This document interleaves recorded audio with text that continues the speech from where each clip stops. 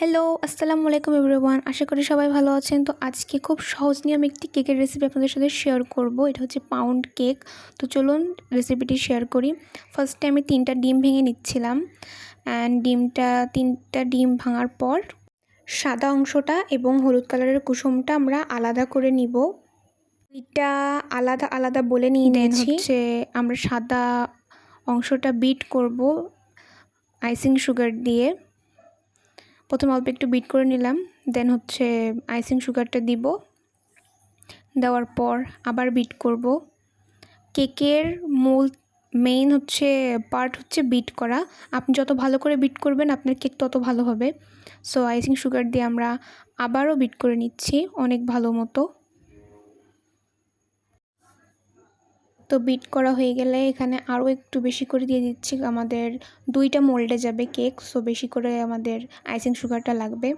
So যখন bit করা হয়ে যাবে, কনসিস্টেন্সিটা যখন এমন আসবে তখন হলুদ অংশগুলোও আমরা দিয়ে দিব এবং সাথে ভ্যানিলা এসেন্সটাও দিয়ে দিব। দিয়ে আবার বিট করব।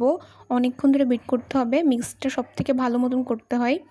তো বিট করে নেওয়ার মাঝে আমরা আবারও থেমে একটু ভ্যানিলা এসেন্স অ্যাড করব এবং অলসো অয়েল অ্যাড করতে হবে এবং আবার ভালো করে আমরা বিট করে নিব।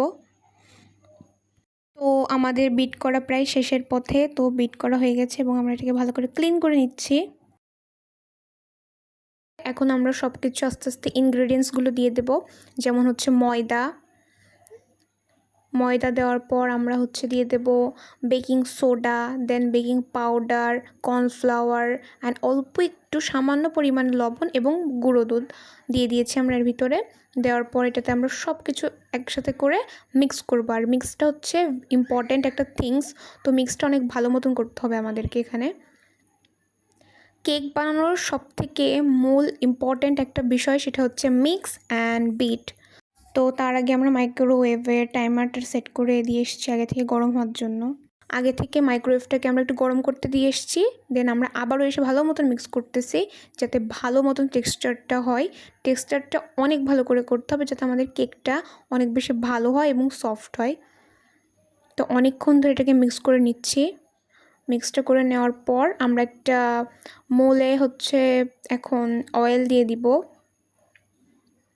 যেহেতু হচ্ছে আমরা হাতের কাছে যেই সব জিনিস ছিল সেগুলো দিয়ে বানিয়েছি, তো আমাদের কেকের যেই পেপারটা দিতে হয় ওইটা আমাদের সামহাউ ছিল না, এই জন্য আমরা একটা কাগজ দিয়ে নিয়েছি। তো অয়েলটা মোল্ডটাতে ভালো মতন মাখিয়ে দেন হচ্ছে আমরা পেপারটা দিয়ে দিব।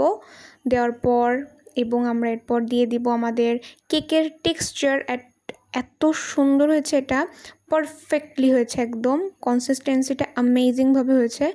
এবং আপনারা এইভাবে দেওয়ার পর একটু ট্যাপ করে নেবেন যাতে ভিতরে যতটুকু হাওয়া থাকে ওটুকু বেরিয়ে যায়। এবং এটা আমরা কাঠির সাহায্যেও দিয়ে নিয়েছি যাতে যতটুকু হাওয়া থাকে ওইটা একদম ভরাট হয়ে যায়। এবং ভালো মতন ট্যাপ করে নিতে হবে যাতে একদম কেকটা সুন্দর মতন হয়।